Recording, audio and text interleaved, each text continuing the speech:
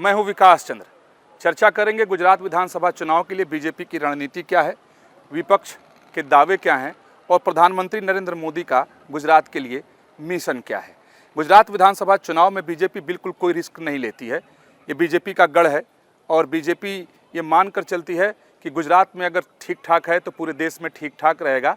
और मिशन 2024 के लिए तो बिल्कुल बीजेपी नहीं चाहती कि गुजरात में किसी भी तरह की कोई गड़बड़ी हो। और शायद यही वजह है कि प्रधानमंत्री नरेंद्र मोदी ने खुद ही मोर्चा संभाल लिया है और पूरे चुनाव की जो बागडोर है वो प्रधानमंत्री नरेंद्र मोदी और गृह मंत्री अमित शाह के हाथों में है। वैसे बीजेपी के पास नेताओं की कोई कमी गुजरात में नहीं है, चेहरों की कोई कमी गुजरात में नहीं है।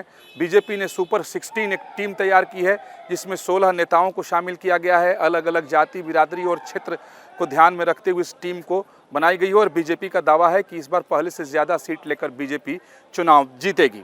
लेकिन एक नई चुनौती बीजेपी के सामने यहाँ पर है और बीजेपी इसको स्वीकार भी कर रही है। बीजेपी का मानना है कि कांग्रेस के बजाय इस बार जो है आम आदमी पार्टी जो मैदान में उतरी है वो एक चुनौती दे रही है, यानी बीजेपी के लिए परेशानी खड़ी कर रही है। हालांकि बीजेपी के नेता ये भी कहते हैं कि वो कांग्रेस के वोट बैंक को खा रही है, बीजेपी का कोई नुकसान होने वाला नहीं है और बीजेपी को तो उससे फायदा ही होगा।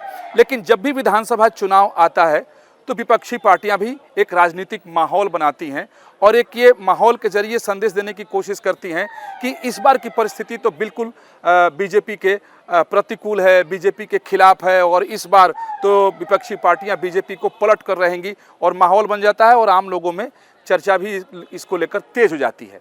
लेकिन हर बार देखा गया है कि इस तरह का माहौल विपक्षी पार्टियां बनाती हैं और प्रधानमंत्री नरेंद्र मोदी जैसे ही मैदान में उतरते हैं, लोगों से संवाद करते हैं, अपनी बात कहते हैं, तो वो जो परिस्थिति प्रतिकूल दिखाई देती है वो बीजेपी के लिए अनुकूल हो जाती है। यानी प्रधानमंत्री नरेंद्र मोदी एक तरीके से जादूगर की तरह गुजरात विधानसभा चुनाव में या कोई भी चुनाव हो उसमें नज़र आते हैं। और चूंकि इस बार नई चुनौती भी है आम आदमी पार्टी के रूप में, तो बीजेपी और खुद प्रधानमंत्री नरेंद्र मोदी बिल्कुल रिस्क लेना नहीं चाहते हैं और यही वजह है कि प्रधानमंत्री मोदी अपने विजय अभियान पर गुजरात में हैं। कई बार वो गुजरात का दौरा कर चुके हैं और आगे अब तो हर महीने प्रधानमंत्री नरेंद्र मोदी गुजरात आएंगे, अलग अलग शहरों में जाएंगे जहां वो रोड शो करेंगे, चुनावी रैलियां करेंगे। और अभी तो 2 दिनों के तूफानी दौरे पर प्रधानमंत्री गुजरात में हैं।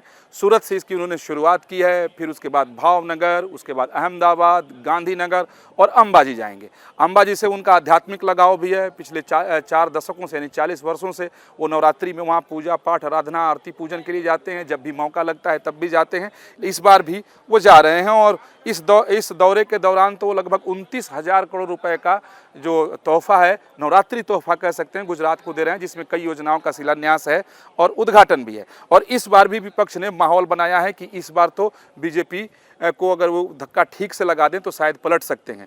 लेकिन जैसे ही प्रधानमंत्री नरेंद्र मोदी मैदान में उतरे हैं, जनसभाओं को संबोधित कर रहे हैं, रोड शो कर रहे हैं, तो जो लोग पहले विरोध में बोलते हुए नजर आ रहे हैं या जो लोग असंतुष्ट थे, जिनका असंतोष सामने नजर आ रहा था, चाहे वो आम लोग हों या कोई पार्टी का सामान्य कार्यकर्ता भी हो, मोदी के आने और उनकी बात को सुनने के बाद वो बिल्कुल बदले से नजर आते हैं और फिर वही बात यानी पिछली बार की तरह या हर बार की तरह वो मोदी के समर्थन में ही नारेबाजी करते हुए दिखते हैं। और तो यहाँ एक कहें तो मोदी जादूगर की तरह आते हैं और परिस्थिति को पलट देते हैं। और इस बार भी विपक्ष ने माहौल बनाया है, वो तो शायद यही वजह है कि प्रधानमंत्री नरेंद्र मोदी ने अपने दौरों की संख्या को और रोड शो और रैलियों की संख्या को बढ़ा दिया है।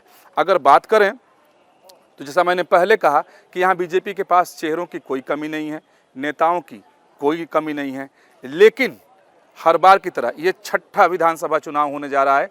कह सकते हैं कि प्रधानमंत्री नरेंद्र मोदी के नेतृत्व में, बेशक वो प्रधानमंत्री हैं, लेकिन चुनाव में उनकी ही मुख्य भूमिका यहाँ दिखाई दे रही है। इस बार जो विधानसभा चुनाव होने जा रहा है उसका बागडोर भी प्रधानमंत्री नरेंद्र मोदी के हाथों में ही है। और जो संगठन की अगर बात कर लें तो वो गृह मंत्री अमित शाह के हाथों में दिखाई दे रहा है और लोगों का भरोसा भी प्रधानमंत्री नरेंद्र मोदी पर ही यहाँ दिखाई दे रहा है। यानी बेशक मुख्यमंत्री कोई होगा, जो अभी हैं हो सकता है आगे भी रहें या कोई नया व्यक्ति आ जाए मुख्यमंत्री बनकर चुनाव के बाद, लेकिन चेहरे के नाम पर, फेस के नाम पर इस बार भी विधानसभा चुनाव में प्रधानमंत्री नरेंद्र मोदी ही हैं। और यही वजह है कि वो लगातार दौरा गुजरात का कर रहे हैं और एक के बाद एक शहरों में वो जाते हैं और जनसभा को संबोधित करते हैं और अब तो रोड शो के जरिए भी लोगों से संवाद करते हैं, लोगों के अभिवादन को स्वीकार करते हैं और अपनी उपस्थिति दर्ज कराते हैं। तो एक तो विपक्ष की हवा को ख़त्म कर देना, दूसरे लोगों के भीतर कोई अविश्वास न हो, लोग उनके चेहरे पर भरोसा करते हैं तो इस बार भी वो भरोसा करें। यही वजह है कि प्रधानमंत्री मोदी अब गुजरात के तूफानी विजय यात्रा पर हैं और ये कहा भी जाता है कि जब जैसे ही मोदी मैदान में उतरते हैं तो राजनीतिक परिस्थिति को पलट देते हैं, यानी जो चीज़ें बीजेपी के विपरीत जा रही होती हैं उसको मोदी अनुकूल कर देते हैं।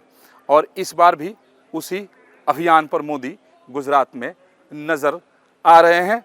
हालांकि जैसा मैंने पहले कहा कि जो बीजेपी के नेता कह रहे हैं कि और यहाँ भी दिखाई, लोगों में चर्चाएं भी हो रही हैं आम आदमी पार्टी को लेकर, तो इसको लेकर बीजेपी सतर्क बहुत ज़्यादा है।